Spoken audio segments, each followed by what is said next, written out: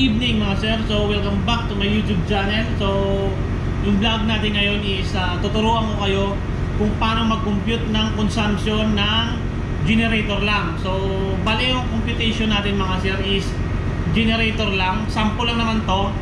Ito yung trabaho nito engineer, mag-compute ng consumption ng bunker.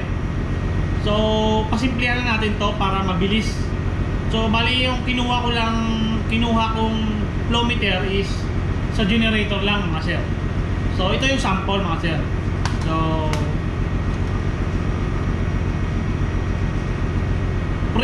yung present na flow meter, so 843763 minus previous yung kahapon na flow meter mga sir, kasi yung computation natin is noon to noon minus previous flow meter. So 842018 equals, tapos times natin sa SGO, specific gravity, times 0.90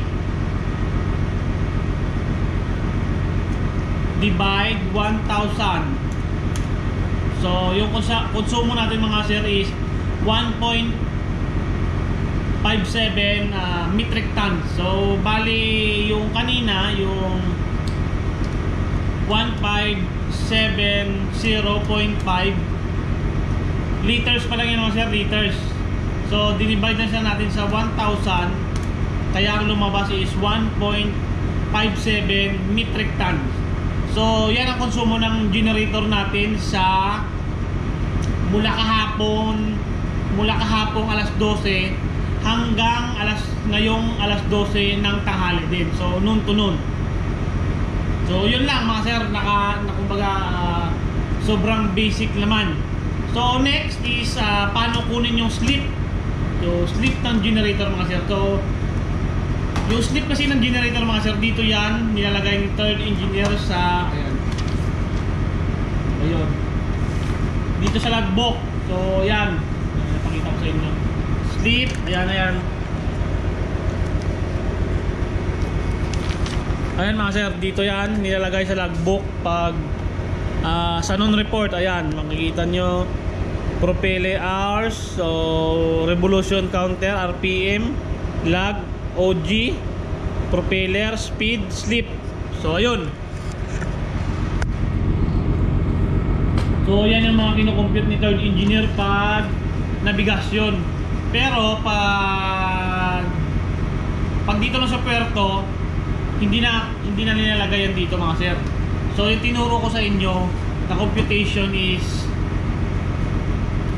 pang ano lang sa pang puerto o kaya anchorage.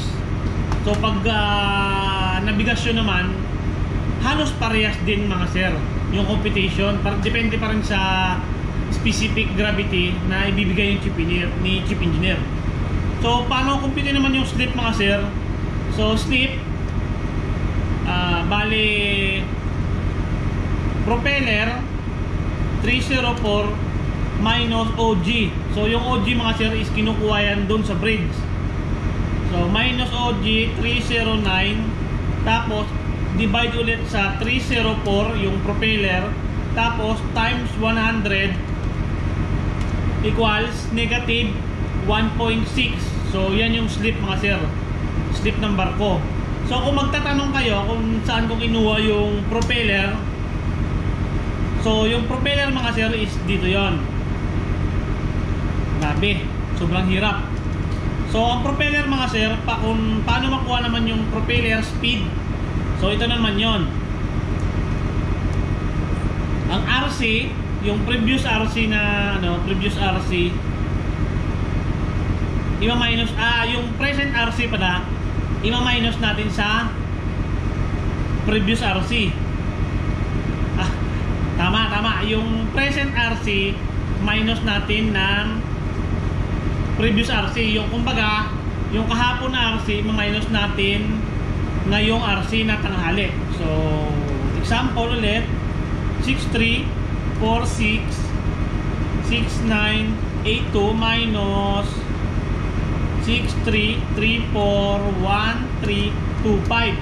equals yan 12567. So yun na, ito yung non-RC natin mga sir.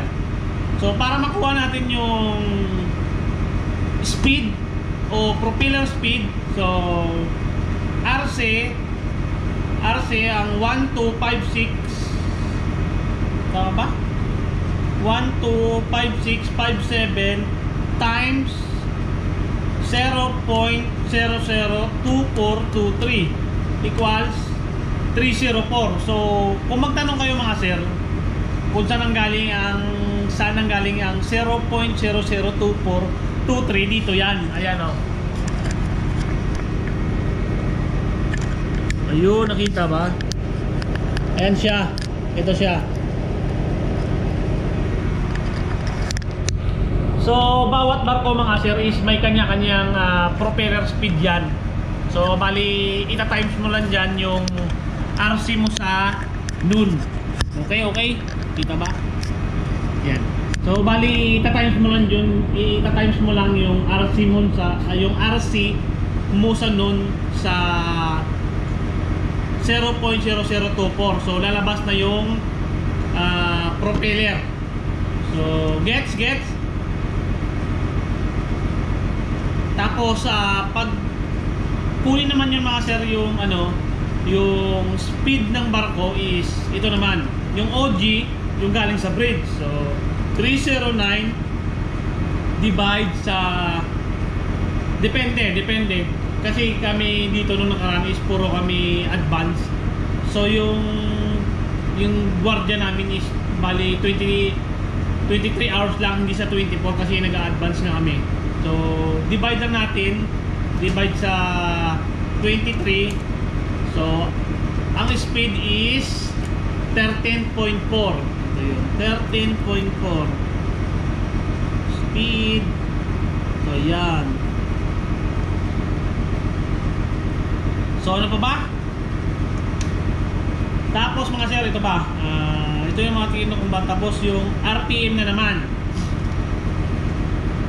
Ang RPM na naman, so di ba yung nag-compute tayo ng present RC tapos minus RC. So ang lumabas is 125657. Ito pa rin. So ito yung actual na RPM mga sir. Actual to. So 125657 divide 1380 equals 91.0 RPM. So kung magtanong kayo kung saan nanggaling yung 1380, so ito lang mga sir, yung 1380 is 23 hours times 60 minutes equals 1380 hours. So bakit 1380 hours lang mga sir? Kasi 23 hours lang yung duty namin nung nakaraan dahil na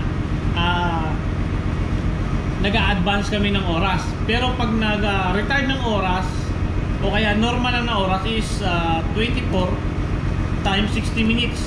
So 1440. So yun lang, napaka basic lang ng mga ginagawa nila dito. So yung mga ibang computation mga sir, hindi pa natin kabisado yan.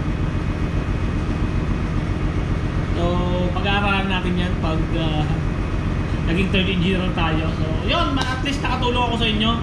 Kasi minsan kasi yung gumagawa ng nagko-compute ng slip mga sir ay ang oiler. So yun. So yun lang yung vlog natin mga sir. At least nire-upload ko lang yung ginawa nating video nung nakaraan kasi masyadong mahaba yon at saka maraming echiboreche at saka hindi kompleto. Ngayon kinumpleto ko na yung consumption, tapos paano kumuha ng slip, paano kumuha ng RC ng noon, paano mag-compute ng actual RPM, paano kumuha ng OG o speed, tapos paano magkuha ng propeller speed o propeller speed. So yun. So dito tapos yung vlog natin mga sir. medyo hindi tayo nakapag-vlog. So, see you in my next vlog. Let's go!